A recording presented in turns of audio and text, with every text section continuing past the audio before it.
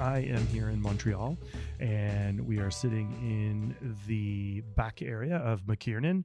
And welcome to Losing Your Mind with Chris Cosentino. And I'm sitting here with my good friend, Derek Dammann. Welcome, Derek. Welcome. Hi. Thanks for having me. Thanks for what an amazing experience I've had over the past 7 days here in Montreal. Like, it's been super fun. It's every time I come here, I feel like I'm coming home. Yeah, I think this time out of, what's the fifth or sixth time you've been here in the last few years? I think this is the least gluttonous of all the trips. I think this is like the healthiest. It has been the healthiest by far. So, I kind of wanted to just chat about, how you ended up getting to here. I mean, you and I met, feels like eons ago in London. At least 15 years. At least, maybe more. More because... Yeah. It's got to be more than that by this time. Yeah, I think so. Because you were the CDC at 15 when we first met. Yeah. And Greg, a.k.a. Frenchie, was there. Yeah, he was there. He was there. He was the sous chef there. Yeah, Steve Pooley. Yeah. John Relihan, the whole gang, exactly. who ended up becoming my trainee. But so, you grew up on the west coast of Canada. Yes, from Vancouver Island, Campbell River. So, started there. You've traveled and worked. You've worked where?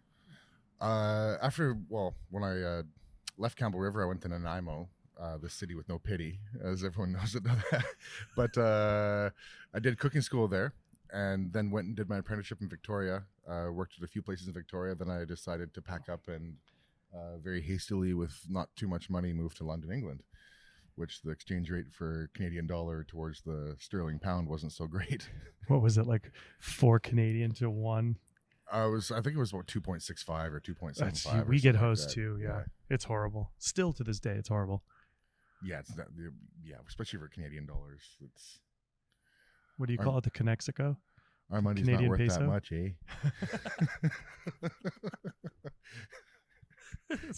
So you were over there. You worked at the Fat Duck. Briefly, yes. Yeah, briefly. But it was at the end of my stint in England.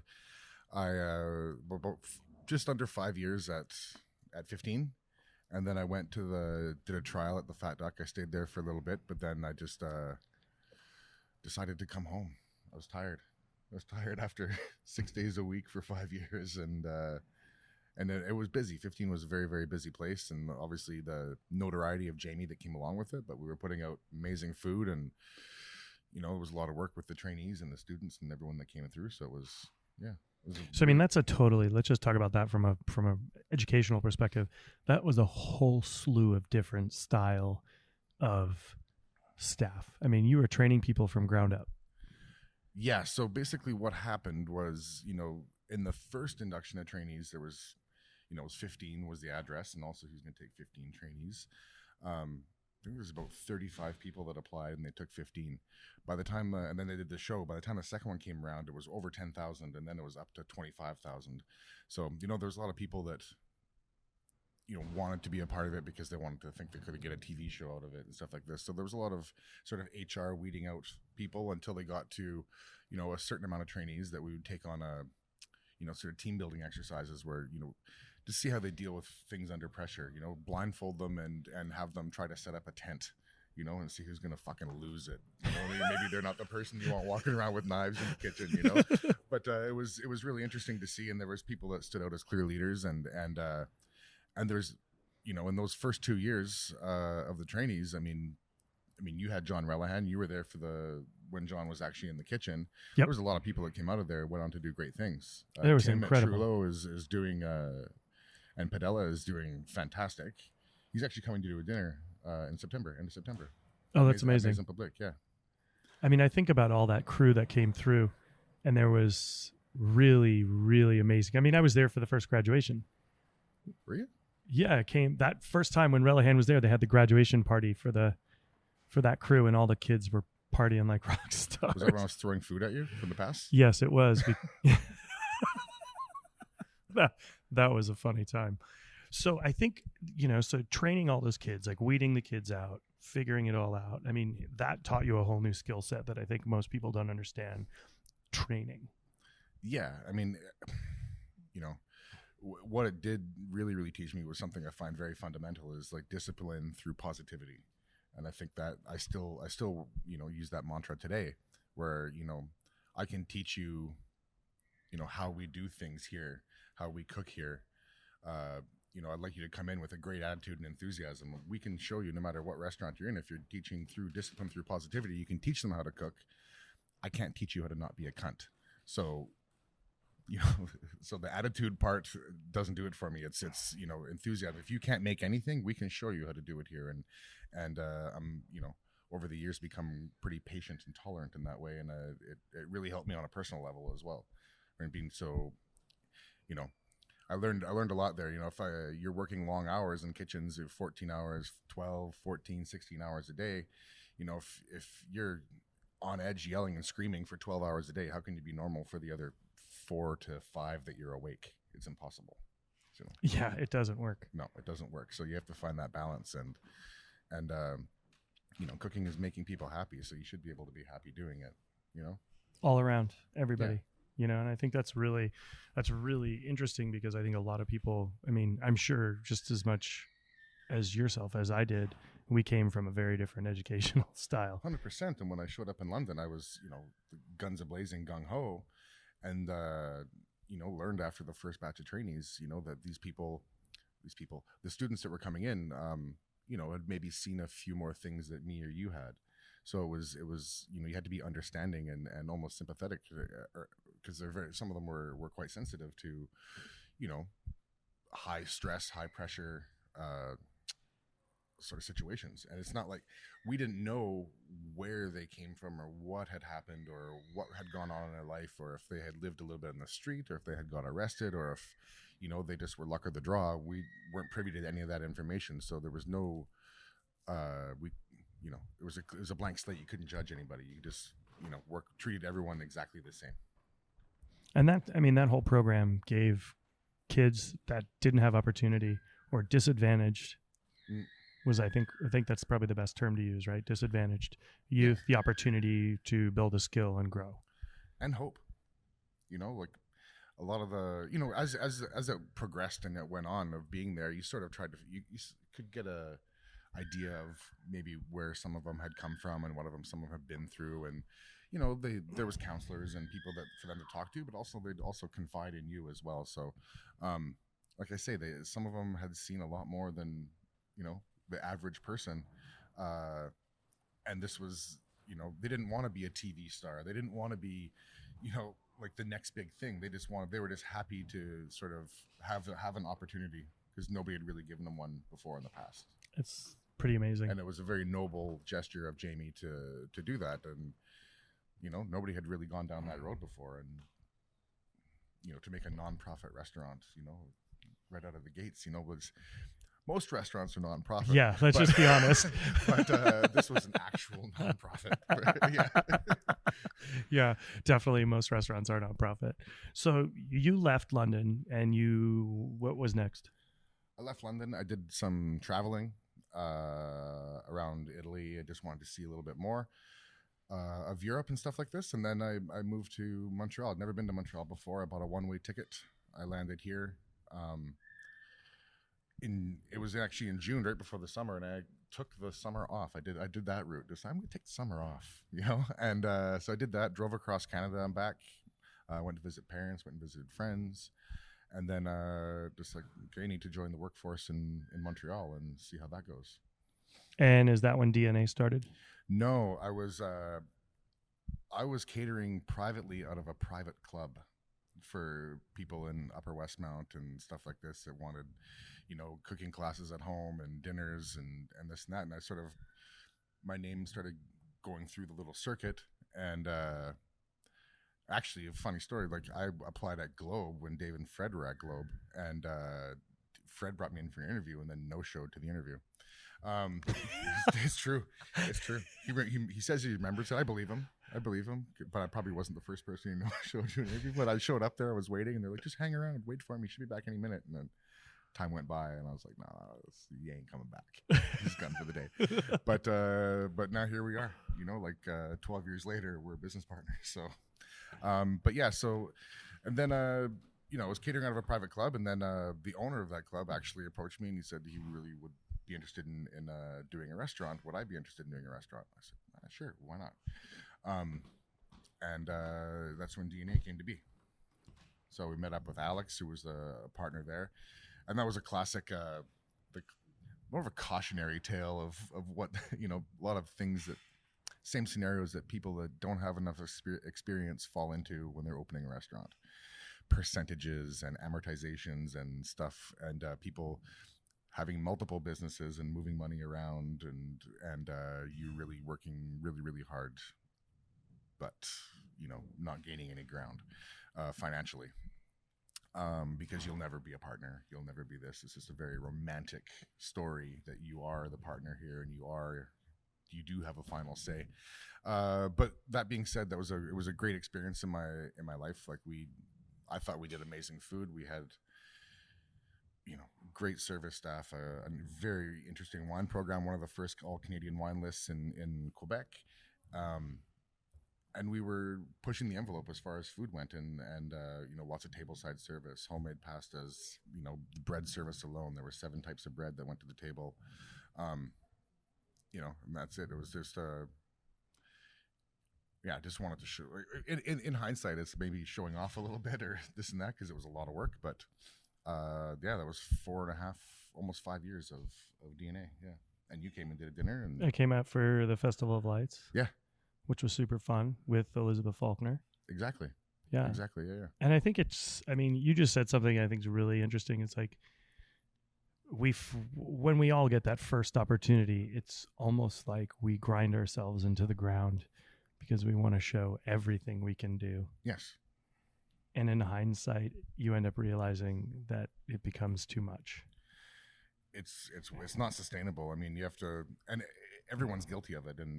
We've all done. I've done it. I mean, yeah, you know, everyone's I'll admit guilty it. of it. But I think taking, understanding the situation, taking 10 steps back before you take one forward, and, you know, it's not really anymore what I don't say, like, look what I can do, put on the plate. It's more, you know, listening to customers' needs and putting my own sort of twist on it, but within the boundaries of what people are comfortable with. Because, you know, like I said, like, you know, 7 years ago in Montreal, it was, you know, you remember when you came here, people go into a restaurant, people just want to destroy you with food, like put the hurt on, you know what I mean? And look what it is now, and people are asking, and I was just as guilty of it. We've all done it. Yeah. I was notorious.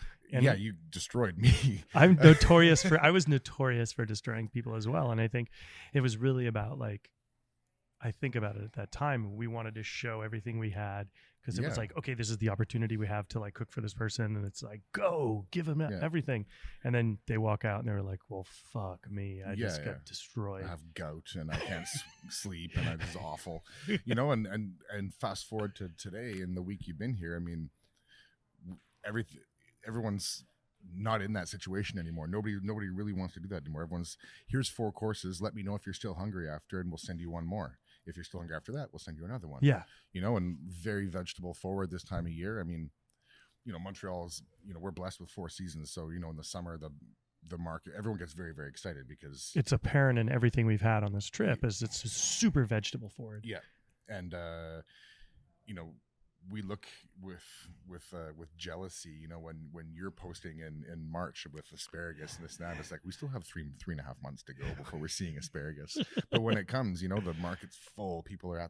Everyone changes their diet. And, you know, and getting into the winter here, you know, I think it's because we do have the 4 seasons. We don't crave those vegetables on the darker days when it gets dark at 4 o'clock. We want the heavier meats and the braises and stuff like this to sort of naturally, like, feels like we're sustaining our bodies. And I think that's how it works. It is. And I think that's a perfect example of the juxtapose of what the 4 seasons bring to the cuisine, but also what is very unique about Montreal is that when it's winter, it's big winter here. It starts early and it ends late.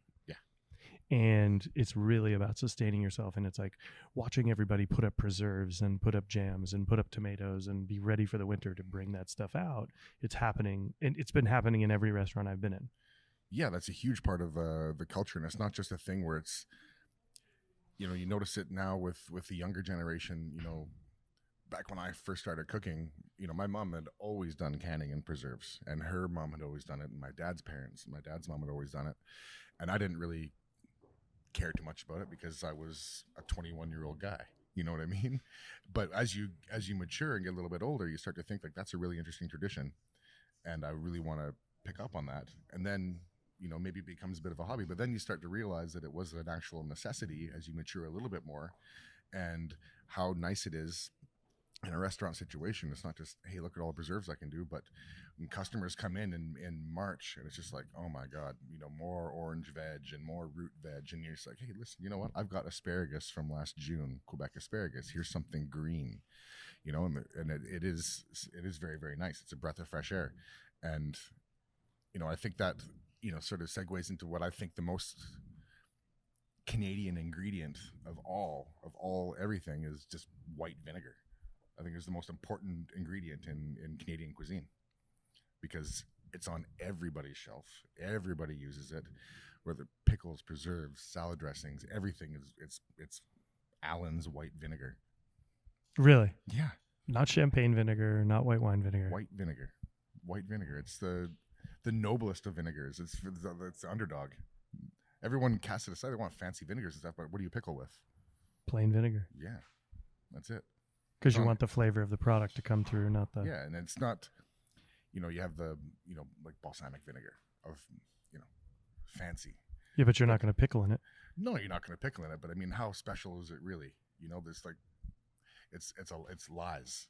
Like in that region of Italy, how much balsamic vinegar they're producing. But if you look at it in this neighborhood here alone, in this one block, how many people have it in their cupboard? Then go to this neighborhood, then go to this town, then go to Canada. It's like, it's impossible. They're producing this, but white vinegar doesn't. They're not trying to be something they're not. It's just like, I'm white vinegar. A lot of people turn their nose at me, but I'll always be here. That's actually a really good point. I didn't think about that. Really. The Canadian ingredient number one. Yeah, number one Canadian ingredient. Everybody thinks it's maple syrup. Well, it's not coast to coast. Maple syrup's here in Quebec.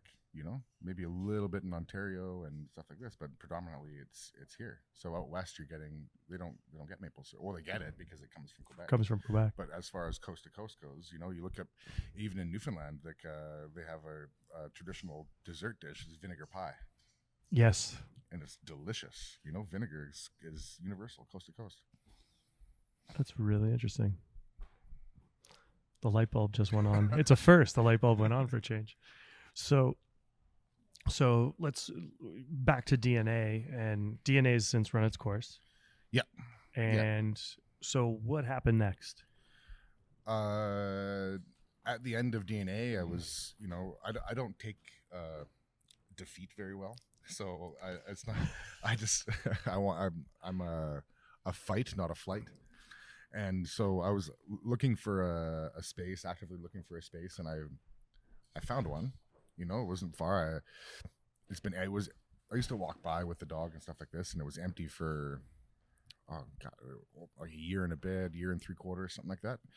And when I saw it, I always thought it was neat. It really reminded me of England. It was how it was in a residential area on a corner. It was really beaten. It wasn't in great shape.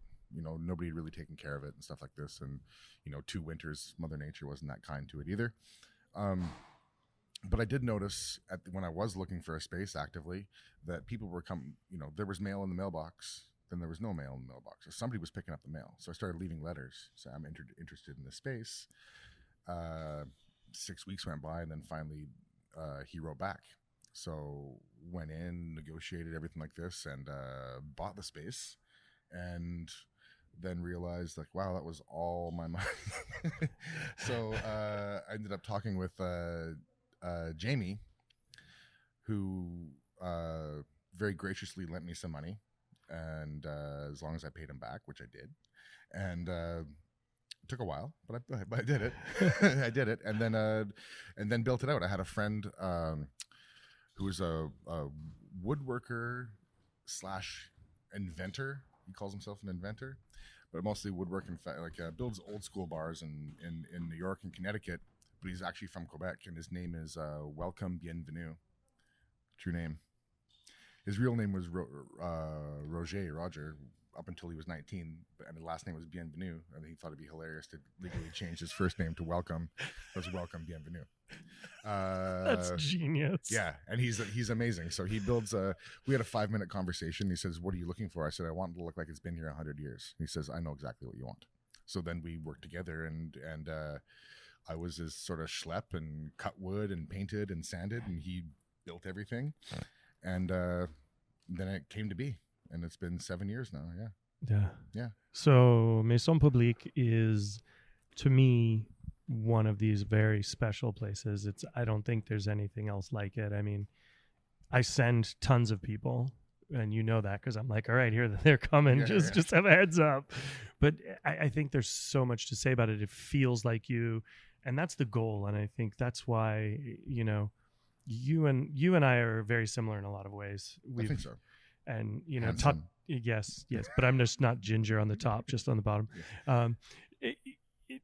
Tatiana was saying it the other day. It's like the feeling when you walk into the restaurant. It's like feeling like you're in your home. It's like there's you on the wall. It's like it all makes sense, and I think the food itself is just so spectacular and it's changed very much in the time as well in some ways, but not very much at the same time. It's like it's like spot on fun.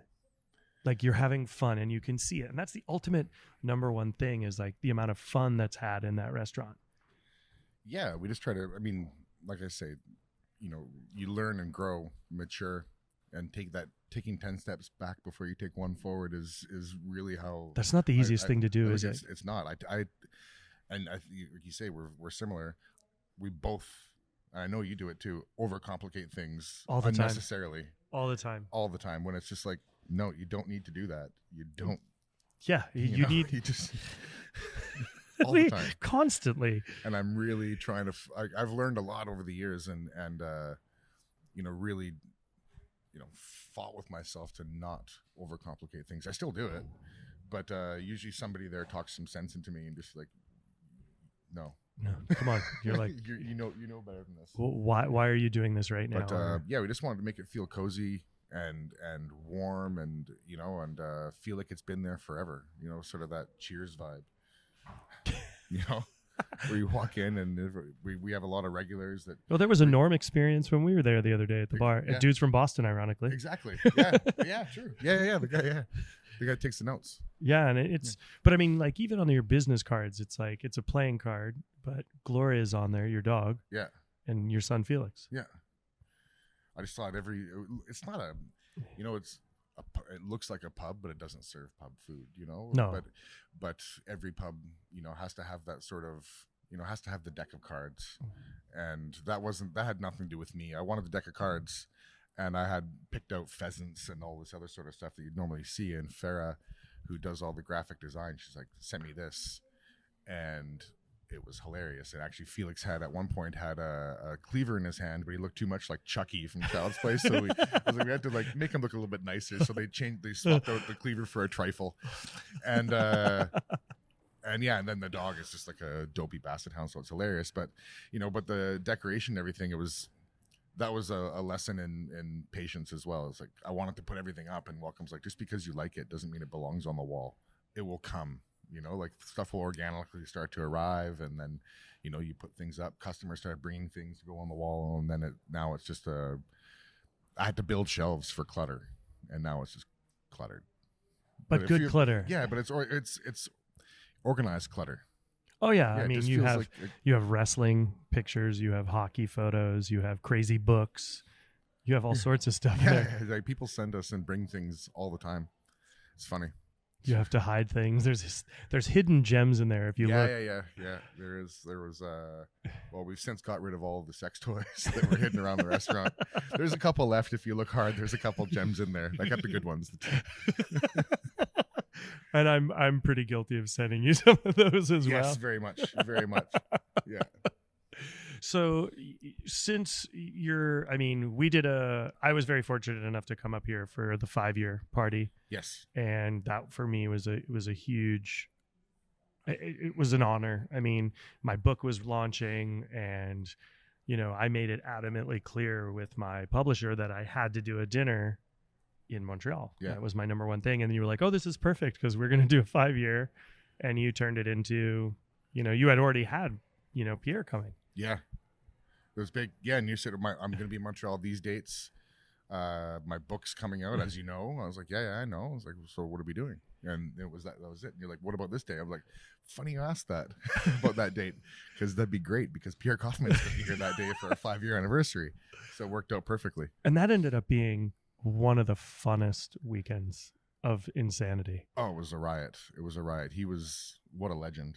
What a legend. I mean, I don't think anybody understands the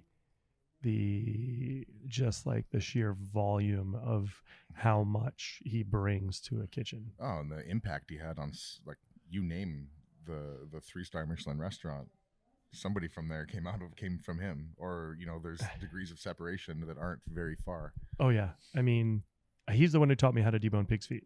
That was when I went to Europe to stage, and I couldn't get into Harvey's. Marco slammed the door in my face, and I went and worked for him. Crazy. And he's just like, he's a gentleman, yet at the same time, he's as old school as it gets. Oh, he's the king.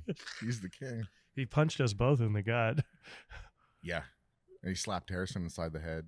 It was all done out of love and fun, but I think he had to, there was a little bit of reality in there as well. Yeah, I mean, well, he punched you and I in the gut because we tried to get him to go take a break because we thought he was tired. We just didn't want to say he was tired. Yeah, well, he'd been there since 8 o'clock in the morning and consumed nothing but espresso and soft serve ice cream, so all day long. that was really funny. So now now that you've been in the city for how many years now in Montreal? 13. 13 years, yeah. And when you did you ever think that you would be partnering with Fred and Dave of Joe Beef? No, not at all. But I've always been, I get along very, very well with everybody there, and Dave especially. I find we have a lot in common. And it just sort of, the topic came up one day. We're having casual conversation about looking and trying something new, and then it just organically, happened. It's just like we started looking at places and looking at out in the West Island and different places around town, and then this came up, like where we are now, and down the hall from where we are now at McKiernan, and we actually didn't like it at first. We weren't really didn't like it. It's a beautiful space, but just didn't really understand it, didn't really feel it. And then about 6 weeks went by, and Dave was getting multiple requests for catering. I was getting requests for catering, and both of us have very small, very remedial kitchens that if I do it, I've done catering out of mine when other people are in there, and I'm just in everybody's way, and they hate me, and they can't wait till I leave. So he called me, and he's like, what about doing an event space? So we brought in Chris Morgan and James Simpkins, and we came and looked at it again, and then started negotiating. And then this time last year, we were building it, because we had to be done for the 27th of July because there was a wedding. Talk about setting yourself up. Yeah. So that was it. And so we were done, and then we officially opened in September. And it's been almost a year. And I think it's pretty incredible. I mean, you guys, it's a giant family, but it's also a giant collective of brain power that you've created, and it's sharing knowledge that I think is not done enough in our business anymore. What I agree, and what I really like about it is nobody micromanages. And sometimes you see in a typical partnership that there's a bit of meddling that goes along. Everyone has their role of what they're supposed to be doing. Chris has his role. James has his role. I have my role. Dave has his. Fred has his. Everyone has their strengths and sticks to that. We sit down for our meetings. Everyone has their input, but nobody's meddling or micromanaging anybody else. It's we want it to be organic. We want it to be a nice relationship, and we'd like to do more stuff in the future because we have a good synergy, and we think the same. Obviously we want the same result. We want it to be a success, but we, not just that aside, we have the same ideas for food. We want to see. We're not trying to reinvent anything. We just want to give people simple, delicious food. Because we're predominantly a lunchtime place until events kick in at night, and we're doing on-site and off-site catering and such. And I mean, I think there's so much smarts that all of you bring to the table that you can feed off each other. You feed off each other's strengths, like you're saying. And I think that collective power, brain power, offers so much more. It's also, as a group, you guys can do way more and have way more fun. Yeah, we have fun. I mean, a lot of the times it's you know, by the time the amount of jokes and nonsense that we talk about it in a meeting until we actually get to the point where we're sat down for, you know, like anything. But it's a good energy we have. It's fun. You know, when any of us walk in the room, it's, you know, you can feel the presence of the other person. It's like, oh, great, Dave's here. Or, great, Chris walks in the door and he comes in, he cruises around with his coffee, and, you know, it's just like, you know. And James is like the top of the food chain because he does all the financials. So he always, James, I buy this. We need some new plates. I think, and you know, and it's funny because when I think about Montreal, I think, you know, I like to say that when I come to Montreal, I feel like I'm at home. I really truly feel like I come home to like a gigantic family, and that's you guys. I mean, I've never ever felt such hospitality as I have when I'm in Montreal. There's nothing like it anywhere else. I know everyone here really appreciates when you come. You know, this is the first time you came with your wife, actually. Yes, which has been great. But the good thing about Montreal's very hospitable. You know, like everyone will go out of their way to make sure you're having a good time, make sure you're set up at the, where do you want to eat? What do you want to do? Where do you want to go? It's across the board. You know, it's great. Everyone really looks out when you know you're coming to town. Yeah, I think you know, I know I enjoy helping, and I know Dave does, and everyone else that's around. You know, everyone's going to take the time to make sure that you get to everywhere you need to go, so you have a really, really good time, so you come back. Well, I think it's also, there's so much mutual respect across the board in this community for each other, and I mean, there's very few and far between turds. And when there's a turd in the town, you know who it is. Yeah. It's pretty apparent. It's like made up front, you know. Yeah, no, but it's not. It's not. It's just such a different experience here. We just don't. You don't waste your breath on it. You don't waste your time. Like, it's not worth it. You know, we all like to play nicely in the sandbox, you know. Which is great, because that doesn't always exist. I mean, you have, I like to explain to people that are coming here, and it's like, you know, it's like going to Europe, where you can understand where people speak, you know, fluent English or perfect French. Yeah. But you're in a city of hospitality, and it's been across the board. Yeah. That's been the one consistent thing that Tatiana keeps saying. She's like, oh my God, that person was so nice. That person was so helpful. And it's just everybody. Yeah. I really feel like, I haven't heard a car honk once on this whole trip. Oh, you just haven't been lucky enough. You got the right part of town where it's all potholes and orange cones. That's the one thing. When as soon as the snow melts, the orange cones come out, and then, you know, there's the construction and the horn honking and the. Everybody's rushing. Maybe you're just numb to it because you hear so much. I don't know. I heard a lot. I heard quite a few today. Oh, did you? Yeah. Oh man, I may or may not have been guilty of a couple of them. But well, you know how it is. Everyone else on the road's an asshole but you, right? Yeah, pretty much. I think that's how the world works. Yeah, it's just like, exactly it. And your place, you have to get to your place before everybody else does. 100%. Because they don't have to get anywhere. No, they're not in a hurry at all. No one has is. Places to be. You have places to be. Yeah, I know that one. So, what's next? You know, what are you guys working on next? I mean, I know you're already booked solid for weddings and events. Yeah. So the wedding thing really worked out. Yeah, so this year we're actually booked up until next October for like October 2020 for weddings so far. Then obviously Christmas parties and everything that's coming up. So we're just trying to find balance in all of that, because it is, you know, it was a nice thing to happen, but it was a lot at once. But unless you want to get married on Tuesday, you're kind of out of luck for the next little bit. I think what you know, we're looking at the idea of maybe a cafe downtown, Mckiernan Cafe, where we're using this site as a satellite, and we're delivering things down there, and it's very simple, but just, you know, offering a good selection to the public, not too much cooking, just more on the bakery and pastries and that sort of side, and then that's it. We'll see what it brings. I mean, that's the thing with all of us, you know, one day Dave could walk in. He's like, I got this great idea. and it could have legs. It could never see the light of day. You know, it was like when this happened, you know, I hate this space.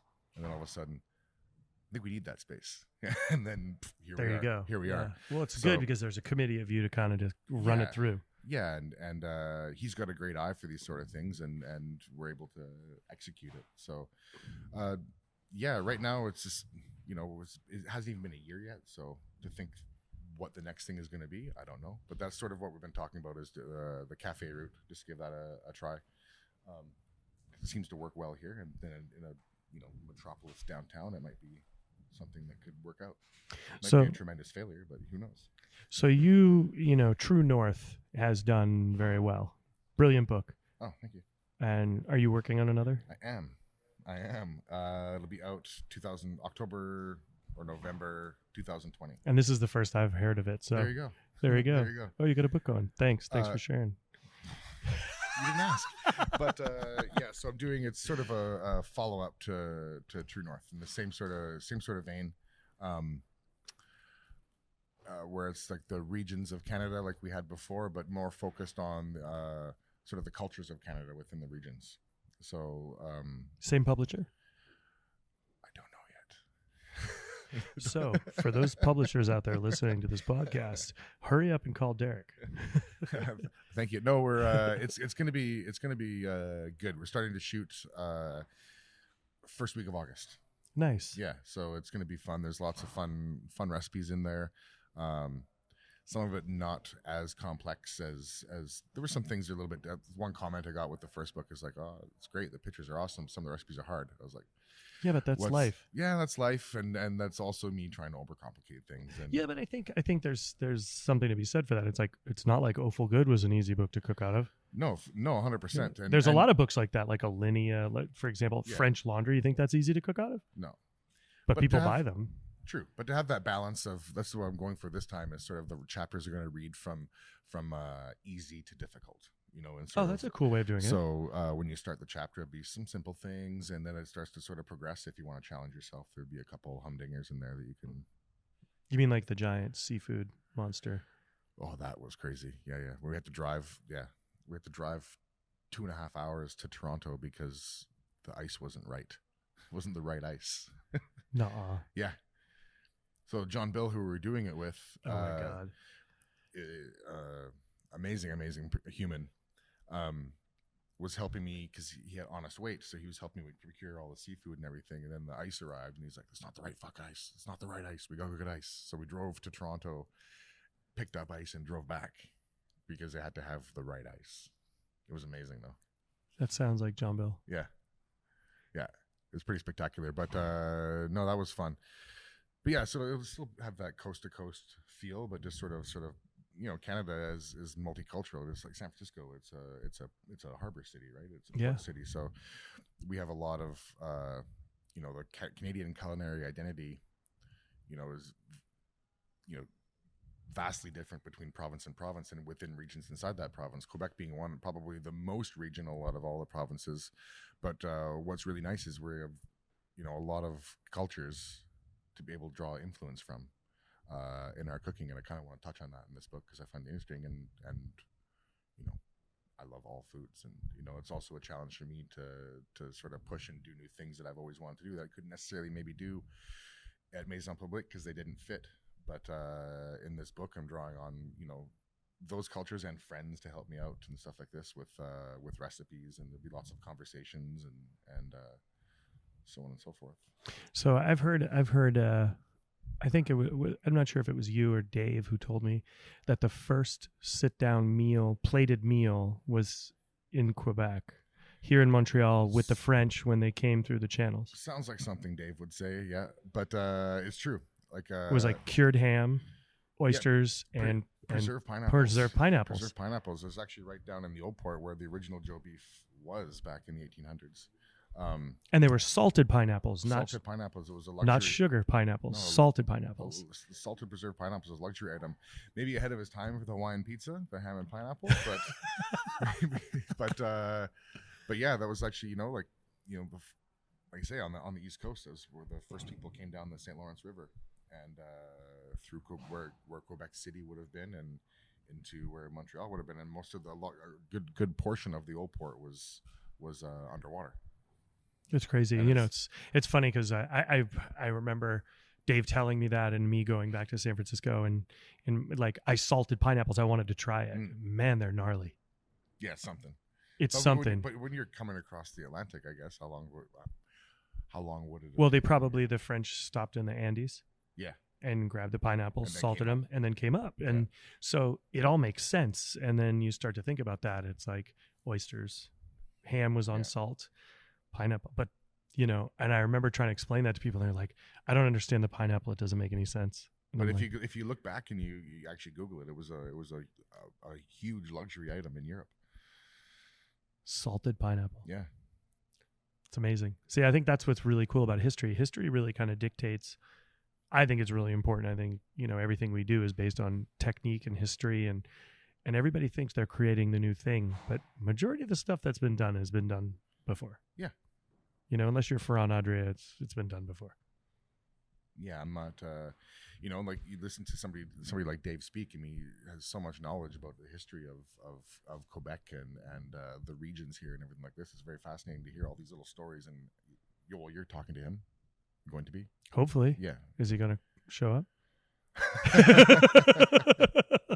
But touch on that, because he's he's got brilliant stories for all of these things. It's quite fascinating to sit down. He's just a fountain of knowledge in a weird way.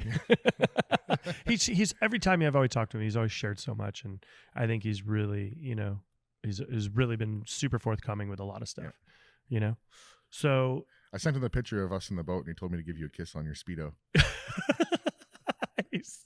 That sounds like a Dave comment. So I think, like you're working with Marco now. You're doing all sorts of fun things. And Felix is how old? How old's your son? 8.5. 8.5. Yeah. And like you've moved out of the city. You're up by the lake. Yeah. Yeah. You're driving in. Yeah, you're a commuter. I'm a commuter, but obviously it was a game changer. I mean, everyone sort of makes a sour milk face when I say it's an hour away, but hour drive. But by 20 kilometers into it, my stress level has gone way down. I feel a weight off my shoulders. And then I sort of the rest of it's just me time, thinking about what I'm going to do tomorrow. What do I need to get done for the week? Where, maybe, living in I don't know, maybe it's just me, but living right in the city, in the rat race and everything like this, like how do you really decompress? I found myself forgetting, a lot, because I get home and I couldn't unwind. I couldn't do anything. And now I get home and I go for a walk. I have two neighbors. There's the lake. It's quiet. It's peaceful. I work out, like, even when it's minus 40, I'm outside moving stacks of wood, and it's this different approach to things. I find way more zen. And by the time I actually turn off the highway, it's like water off a duck's back. I've completely let go. It's like, oh, I got 10 more minutes till I'm home. And then what am I going to do? I don't know. We'll see. I think that kind of leads into like what is changing, I think, right now in our industry. And like, you're working with who is known to be probably one of the biggest gluttons of them all. I mean, Dave was the biggest. Yeah. He was, and it's just, I'm not saying this in a bad way, because we all did it. We all pummeled each other with food, but Dave was notorious for it. Like the first time I came and ate dinner with you, they destroyed us. I mean, it was relentless. It was nonstop. And Dave has changed his life, and so has Fred, and people are they're taking 2 steps back to move 8 steps forward. We review ourselves, and make changes in what we eat, how we act, what we do. Yeah. And Dave was a big inspiration for a lot of people. He's very open about his experiences and what happened and leading up to now. And I think it's been, a voice that a lot of people wanted to hear, because a lot of people will look at him as a role model and seeing this, like, we got to feed, drink. Like, everyone's got to, at the, like you say, like Vikings in the restaurant, And then now it's different. He's very open about that, and people are listening because he does have that presence, that commanding presence, and people do look up to him as a role model. So I think it's a very good stance that he's taken about being open and honest and transparent about everything. They started a new sort of an outreach program where, on Sundays called Remise en Place, where you can come and talk about maybe some addiction problems you have for people in the industry. And now they're starting one next Monday. JC is starting it, and it's going to be in the East End because it's all in French. It's going to be up at Maison Publique. We're going to host it there on Mondays. That's great. So yeah, I think it changed the way a lot of people look at, maybe, evaluate what they're doing. Right now, what am I doing? Am I leaving work? Am I able to decompress? Am I short with my son? Am I moody? Am I always tired? Am I going to bed late? Am I drinking too much? Being able to step back and evaluate where you are. It's like, yeah, I work a ton. Why can't I reward myself with, living where I wanted to live? I've lived the last 20 years of my career, 20 plus years in a city. And now I'm living, I'm able to get up on the day off and go fishing with my son. Or, in the winter, we'd take him skiing 10 minutes down the road. We go sledding, snowshoeing, walk into the middle of the lake and look at the stars at night, and do things that I think I had when I was his age, that I have such fond memories of doing this, minus I was from West Coast, so minus all the snow and the minus 40, but such fond memories of created by nature and the lake and outside and fishing with my dad and my uncle and everything like this. And I can see when he's there that now he's old, at an age where the memories are being created, and he loves coming and he loves being there. And to me, then I'm down just numb to the drive. It's because it's a drive. I could drive 65 kilometers and be home in an hour, or I could drive 20 kilometers to the West Island in traffic and be home in an hour and 20 minutes, and sometimes it takes me an hour to drive from McKiernan to Maison Publique, so that little drive home at the end of the night when I leave Maison Publique and I'm arriving at the lake and I sit outside and just listen to nothing, it's very, very rewarding. And it's lots of time in the car to reflect on where you want to go, what direction you want to take. And I think that's a really, it's hard for people to take that step back and look at the big picture and say, I need a break, or I need to reevaluate the bigger picture. It's like, I'm guilty of snapping and being short, and we all have those moments. Yeah. But it's like, how do you correct them? How do you take the time to switch it off and be a better person and still be, we run our kitchens. People look to us. In our industry, they look to us that work for us. We have to lead them by example, not by do it because I say so, not because I'm doing it. Yeah. And it's really key.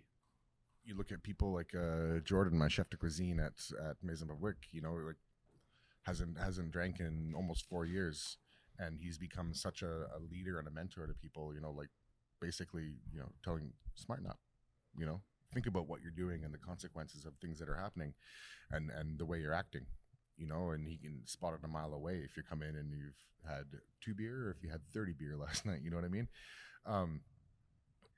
And he takes the time, and he's a great mentor to people because he's been down that road, and it's such a good quality. And he now finds he lives in the city, but he's looking at that quality of life of taking the time for himself. If I'm there, do I need to do a 14-hour day, or can I do a regular day? Like 10 hours is a lot. If you take your time to do things properly and map out your day, instead of being a hot mess and not really thinking things through and doing things as they pop up, that drive home for me, the last 30 minutes, I'm thinking about all the things I need to do for the week, jot them down when I get home, or take a note on my phone on the speaker, and I'm on top of things. I can do a 10-hour day instead of a 14-hour day, and have be able to be home and not just walk in the door, have a bite to eat, walk right into bed. I can come home, walk my dog, go for a swim, enjoy things in life. We don't have to sabotage or be a martyr to ourselves in order to succeed in this career. We work in an industry that's hospitality industry, and for years we haven't been hospitable to ourselves. It's true, 100%. And I think it's time to, like, let's be honest, the restaurant industry is broken.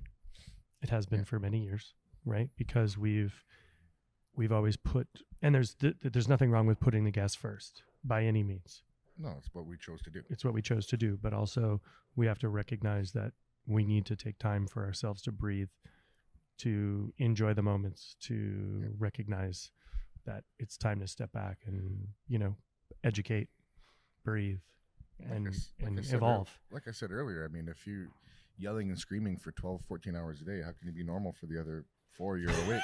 You can't. It's impossible. You come home, you're on edge. You're short with your wife. You're short with your dog. You're short with yourself. You're maybe with your kid, and it's not fair to anybody. And it starts with you.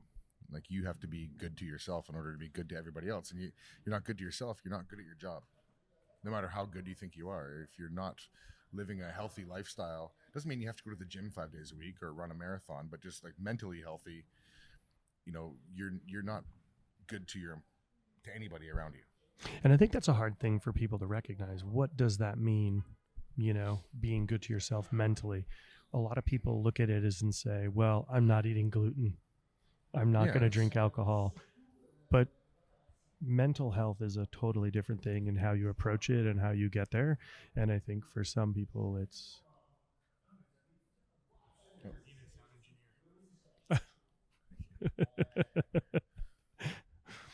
Yeah, for my shoddy little show here.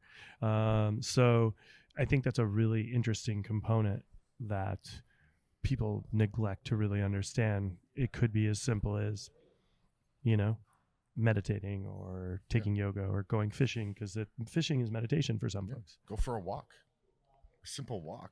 Clear your brain out. Yeah, that's it. That's all it is. It starts with that. And then, once your brain is clear, you start to, you evaluate things in a different way. You think better. You can be more creative. You're better to the people around you. You're better to yourself. Once you get into a routine, it's just breaking the bad habit you're in, whether it is, and we all have them.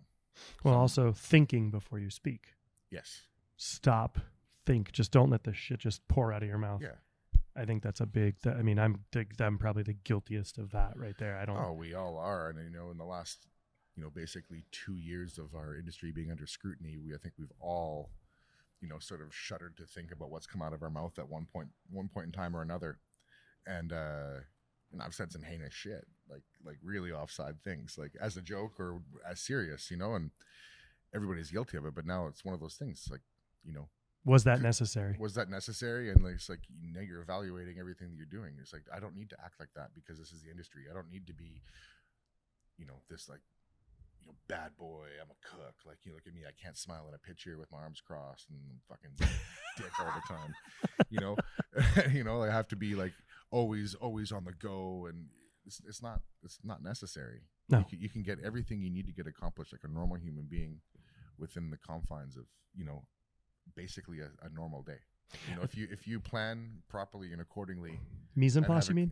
Yeah, mise en place. Yeah. Life mise en place. Life mise en place. Yeah, but if you plan accordingly and you have a clear head, you don't have to be there at your restaurant 14 hours. You can, you hire people. You have managers. Manage. It's right in the title. Manage your shit. You're a manager.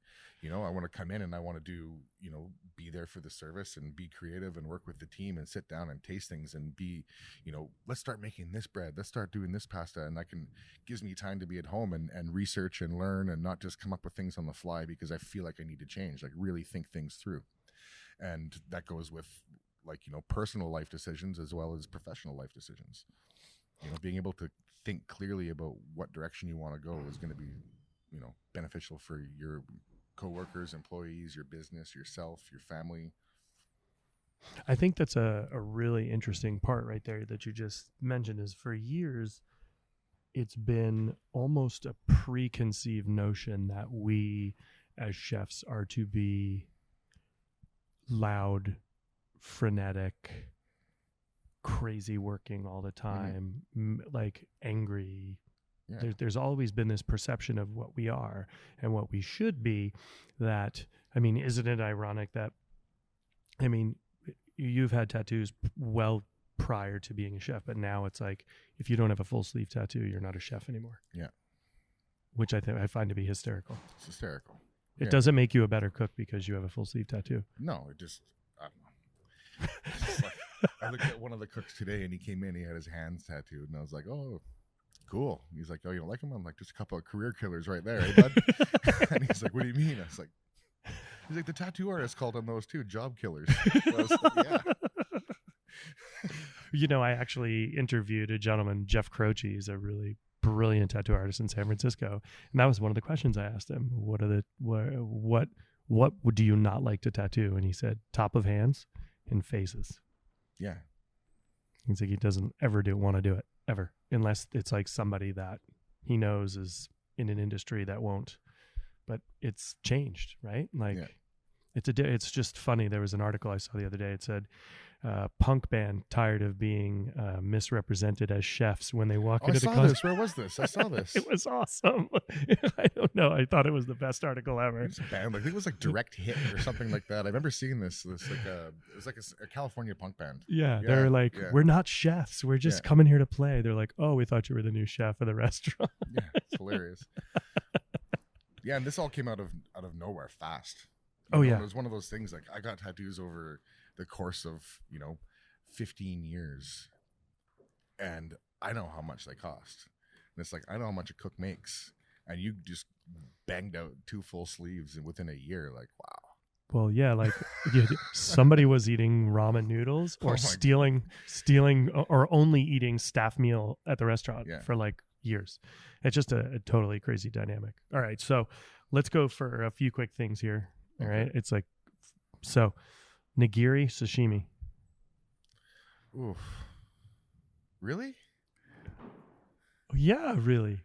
If I was to, sashimi. Okay. Sashimi. Uni caviar. Caviar. Okay. Beer or wine? Wine. Wine. Red or white? White. Coffee, tea. You know what? I tell you something here. I do coffee only because I drink a shitload of decaf. Because I can't drink, I could drink 1 cup in the morning, and I was kind of sleepy earlier, so I'm having one right now. But I love the taste so much that I just bang out decafs all day long. So really? Coffee, yeah. But the caffeine, I don't like the feeling of too much caffeine. So you're the half-calf decaf non-fat soy latte guy? No, oat milk. Oat milk. Oh, yeah, you're an oat milk guy. So cute. Okay. Beef or pork? Pork. Really? Really? Hockey or basketball? Is that even a question? No. You're Canadian. Well, basketball was invented here. I know. That's really, and you guys finally won. Yeah, I don't care. There's few sports I care less about than basketball. But hockey, I play hockey 3 times a week. I played hockey all my life. Very funny. That's awesome. Okay, here's another one. Do you think they should have hockey teams in parts of the world that don't have snow? Yes, because a lot of the states doesn't have snow. Doesn't get snow. They've got great hockey. LA has a great hockey. They always have been. I still think it's weird. Yeah, but it was all at one point. It was all for it's a cash grab too, right? That's why the same reason why the teams have alternate jerseys, a 3rd jersey and a 4th jersey. So when they come up with a new one, the kids gotta buy it and have all the jerseys from their favorite team and all the stuff like this. So, but no, that doesn't bother me. There's a few teams in that I don't really care about in the States and in Canada. Overall, but it has nothing to do with snow, though. It has more of my personal preference of what hockey teams I like and don't like. And what is your team? Oh, I'm in the worst city for my team. I'm a Bruins fan. So, well, here's the thing. Okay, for being from out west, I was always a Canucks fan, and Cam Neely was my favorite hockey player ever. Wicked hockey player. Yeah, and he played for the Canucks until '86, and they traded him for Barry Peterson and like a bag of pucks for nothing. Traded him to Boston, and so I became a Boston fan and then always stayed a Boston fan because of him. And you're in this city of the number one rival. Well, every sport's got a city, right? Of the team. It's the Yankees for baseball, Manchester, I guess, for football or for soccer. I guess, what was it for football? Dolphins? I don't know. Chicago Man. Bulls, I don't know. And Montreal Canadiens for for hockey. But that being said, St. Leonard is where a lot of the Italians live in Montreal, and a lot of the Italians are Bruins fans in Really? Montreal because of Phil Esposito. Oh, good point. So they always stayed true. So I play hockey with a couple Italian guys, and they're like, bro, the Bruins, bro, they're in the finals, bro. Wow. So you guys have a jersey that you guys wear when you play hockey. It looks like the Wu-Tang, but it's... Yeah, so we have there's 2 leagues. One's the Warriors, that's a different one. But then we have the Bruins jersey, all black, Bruins colors with the same circle with the spokes in it, but instead of the B, it's the Wu-Tang W. And we're the Wu-Tang Bruins.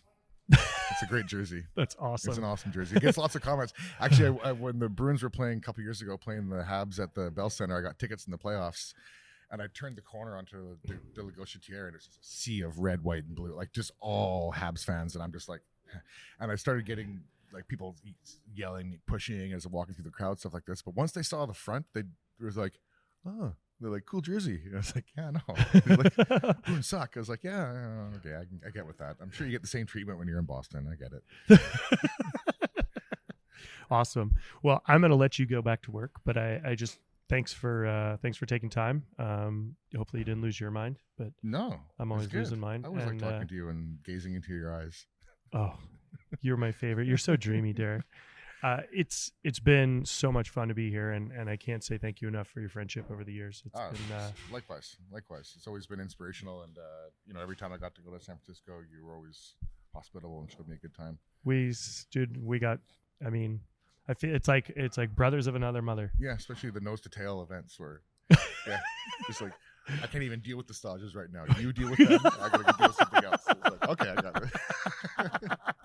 We've done some doozies. Like, I know what you want. Yeah, it's okay. And I think that's what's been really fun is like how well we can pretty much read each other and where we're going or what needs to be done, and I think that's what's super fun. Yeah. And I'm looking forward to many more years of fun events and goofing around and craziness. Absolutely. Cheers, bro. Yeah, thank you. Thank you.